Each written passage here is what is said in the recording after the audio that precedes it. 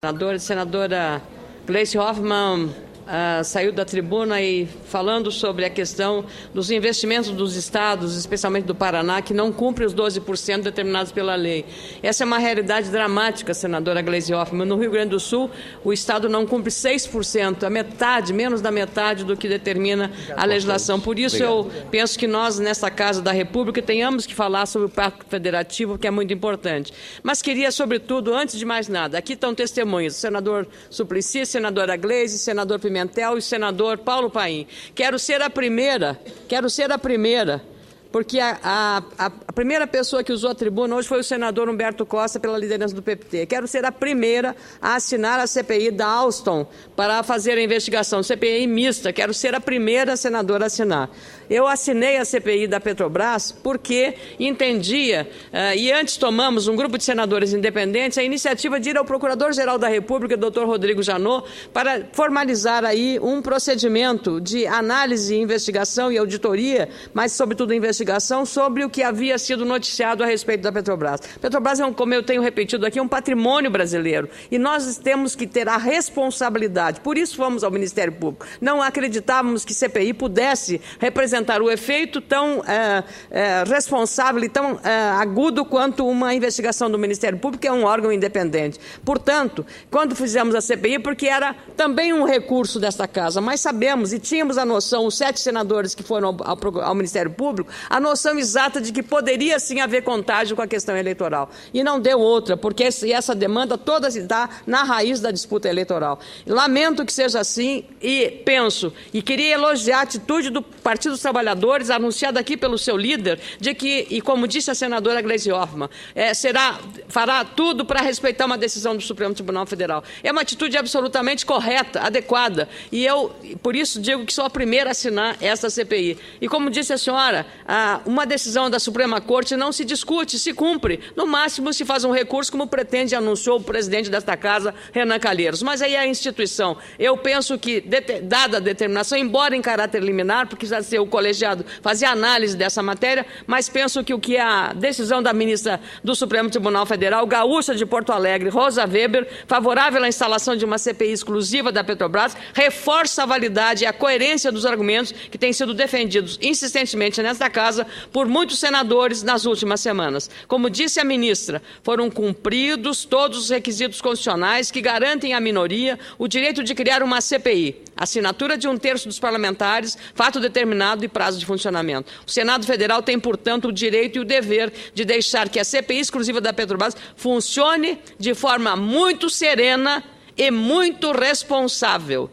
Tão serena, aliás, quanto foi a atuação da presidente dessa respeitável estatal, senhora Graça Foster, durante uma audiência de quase 6 horas, realizada na semana passada na Comissão de Assuntos Econômicos.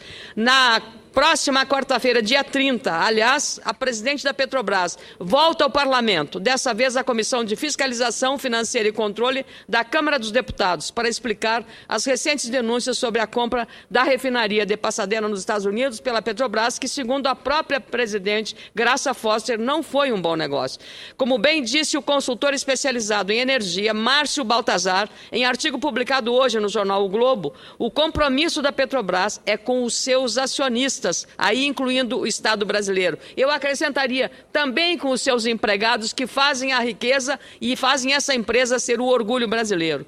A obrigação dos seus administradores é com a saúde econômico-financeira e a perenidade e expansão rentáveis das operações. Qualquer ato ou fato que atente contra isso extrapola os limites da simples afronta aos preceitos da boa governança corporativa, essencial em uma empresa com a importância e o porte da Petrobras, e entra no campo do desrespeito puro e simples a uma das mais notáveis obras do povo brasileiro, a Petrobras.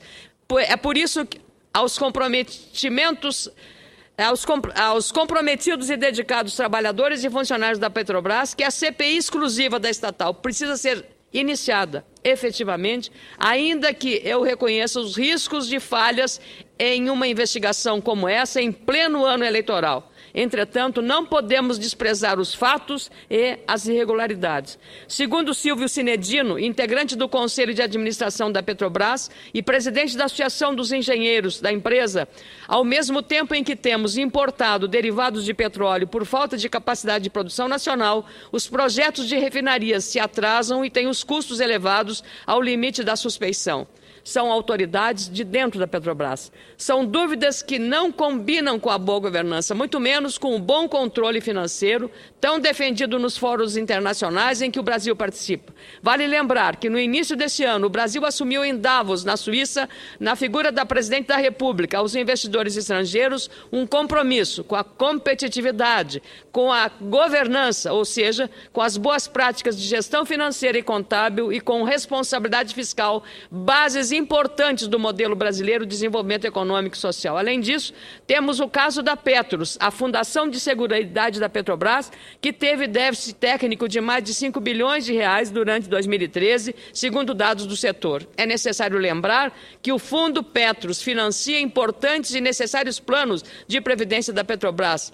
São as aposentadorias dos seus funcionários, mas não é só sobre elas, é porque esse recurso de fundo de pensão vai para investimentos importantes, como saneamento e outros, como habitação, por exemplo. É preciso preservar a qualidade dos investimentos e evitar a continuação de transferências ilegais de patrimônio entre os planos administrados pela Petros, o que resultará em mais ações prejudiciais. Portanto, dúvidas sobre a atuação dessa grande empresa, que nós faremos tudo para preservá-la, não podem ser admitidas. Merecem, portanto, clareza, investigação rigorosa e muito propositiva, mas, sobretudo, responsável e com muita serenidade. Esse é o meu ponto de vista. Eu tenho ainda uns instantes, senhor presidente. E já que estamos falando em Petrobras, não posso deixar de referir aqui uma preocupação de todo o setor produtivo do meu estado, do Rio Grande do Sul. Na faixa, a AES determinou reajustes para a energia elétrica nas faixas mais elevadas. Estão 35,7% de reajuste pago a partir de maio da distribuidora Nova Palma, que atinge 14.500 consumidores, e 28,86% da AES Sul, que atinge 1.300.000 consumidores no Rio Grande do Sul.